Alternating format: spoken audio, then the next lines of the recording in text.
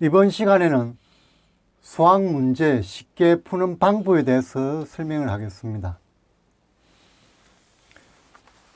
자, 구주알 지방이라는 게 있는데 거기에 대해서 먼저 설명하겠습니다.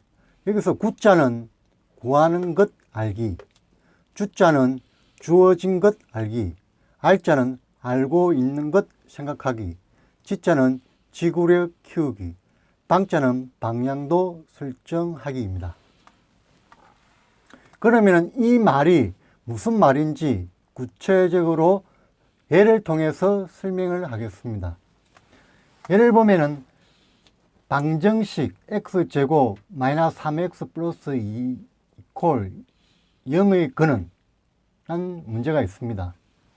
그러면 이 문제를 풀 때 이 문제에서 구자는, 여기서 구자 구하는 것은 근이 되겠습니다. 이 방정식의 근이 구하는 것이 되고, 그 다음에 주어진 것은 이 문제 자체를 말합니다. 주어진 것은 이 문제 자체를 말하게 됩니다.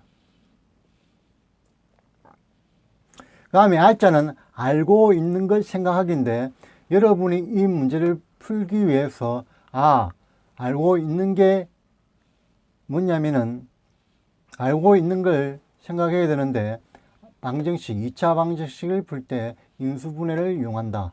그러면 빨리 풀 수 있다는 그런 어떤 알고 있는 내용을 생각을 해야 합니다.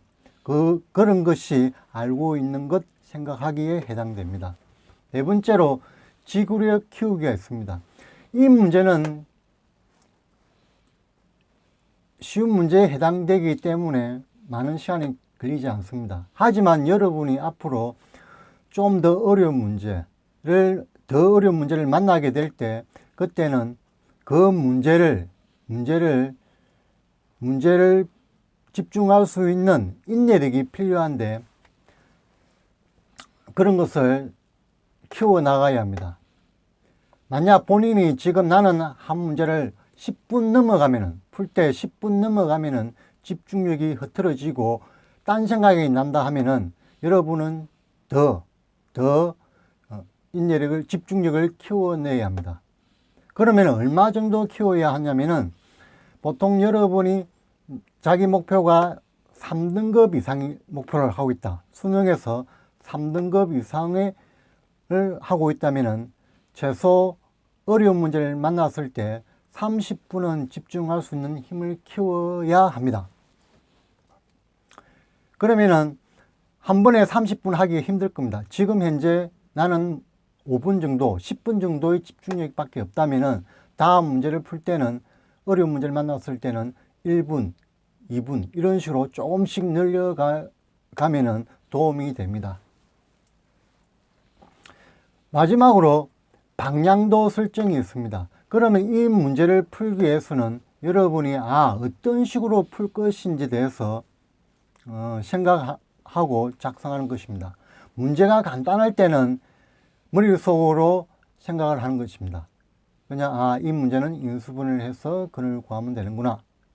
그러나 문제가 길어질 때는, 문제가 아주 길고 어려운 문제 같은 경우는 문제가 길고 복잡합니다.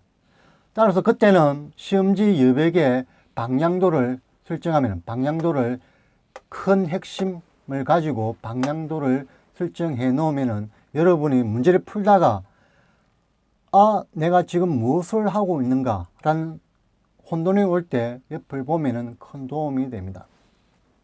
이 시간 설명은 여기까지 하겠습니다.